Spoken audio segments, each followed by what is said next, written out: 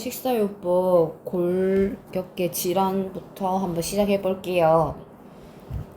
골다공증 같은 경우에는 고라세포의 감소와 파골세포의 활성화, 그리고 폐경 후에 여성에게 에스트로겐이 분비가 부족하게 되면서 이제 골다공증이 걸리게 되는데, 크게는 골 질량의 감소로 인한 골절이 잘 된다는 거랑, 이게 식사요법 같은 경우에는 비타민 D를 합성하기 위해서 피부 자외선을 충분히 노출한다.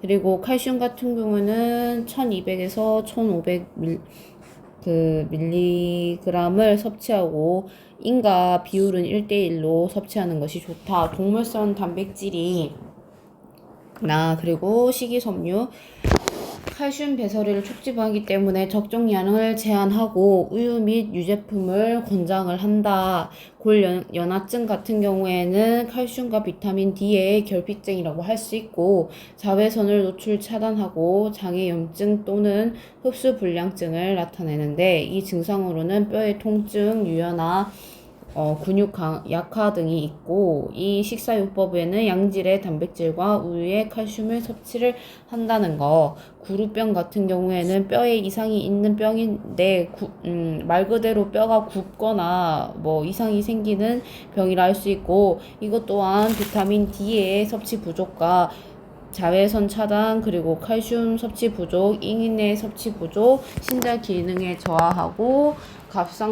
갑상선의 호르몬의 감소를 할 수 있다. 증상으로는 무릎, 다리 혹은 팔, 휘는 증상을 말하며, 식사요법은 비타민 D를 충분히 공급한다는 거. 관절염 같은 경우에는 이제 뼈 마디가 아픈 병이라고 할 수 있는데, 관절 주위에 내부 연 조직과 연골에 손실을 오는 염이라고 할 수 있고, 류마티스 관절염 같은 경우에는 만성 질환으로 관절에 활막이 감염되어 다른 관절까지 퍼지는 것을 말한다. 이거 되게 하면 저리고 아프고 심하게 좀 오래 치료하는데 오래 걸리는 병이죠.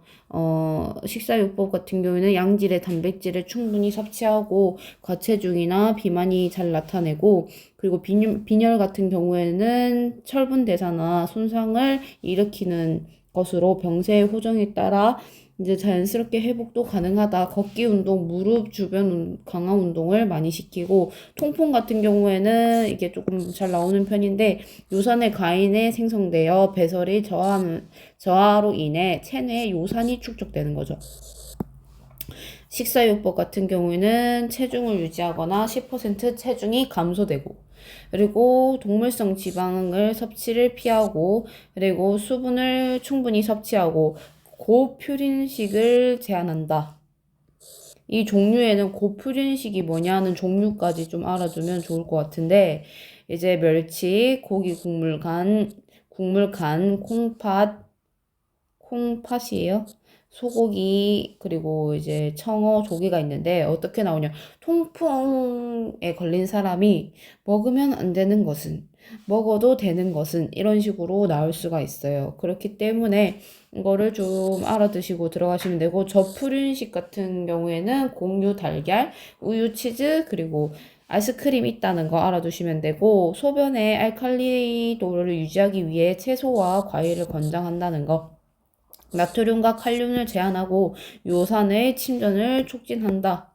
는 거 알아두시면 되고, 알레르기 식품 같은 경우에는 알레르기가 일으키기 쉬운 식품들이 있는데, 이런 것은 이제 임상적인 이상적인 변화나 면역적인 과민 반응으로 이제 분류를 한다.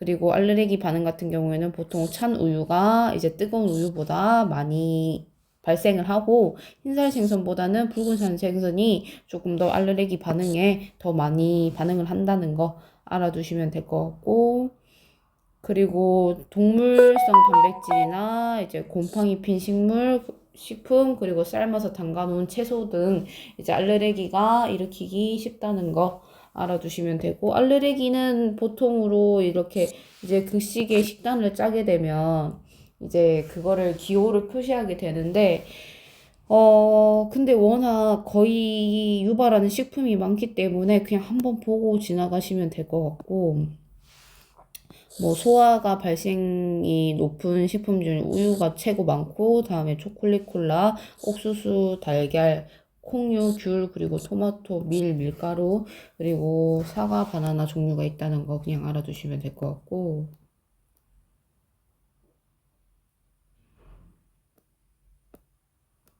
그리고 수술과 화상 같은 경우에도 뭐 많이 나오긴 하는데, 수술이나 화상 시는 극한 스트레스 같은 거를 분비되는 호르몬의 코르티졸, 그리고 그 글루카곤, 에피네프린, 노르에페프린, 알도스테론, 향이론 호르몬이 이제 분비된다는 거 알아두시면 되고, 수술 후에는 저단백 혈증이 일어나는데, 그리고 스트레스를 이제 초래할 수 있고, 그리고 조직의 변화가 일어나고, 회복기에는 점점 이제 그 칼륨과 나트륨과 이제 이런 것들이 증가한다는 것만 알아두시면 될 것 같고, 이게 영양 관리가 중요한데, 이 수술 뒤에는 영양 관리를 어떻게 해야 되냐 이렇게 많이 물을 수가 있어요.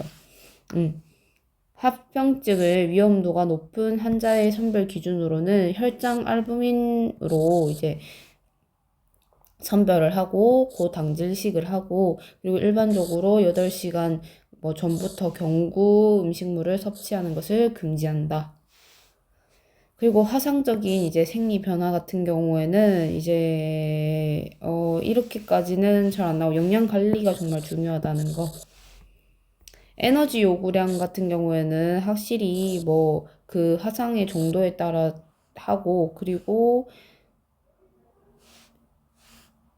쇼크 환자 같은 경우에는 수분과 전해질을 공급해주고, 이제 체중 감소 같은 경우에는 이제 체중이 10%에 넘지 말아야 되고, 이제 그 사망률과 연관이 있다. 그리고 심한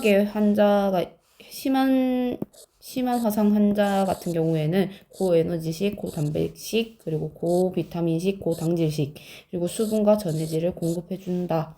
그리고 비타민 같은 경우에는 비타민 A와 C가 충분히 공급되어야 되고, 그리고 나트륨과 칼륨은 저하되지 않도록 주의해주고, 칼슘과 아연, 인 충분히 보충이 필요하다.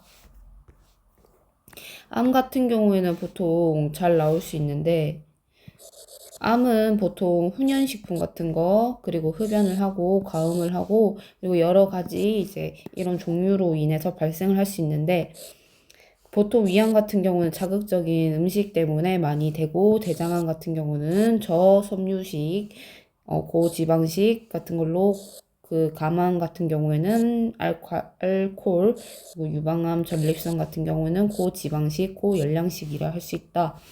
암 발생 억제 요인 같은 경우는 우유, 유제품, 과일, 채소, 고섬유식, 비타민 A, 카로틴, 그리고 비타민 C, 비타민 E 등이 있다.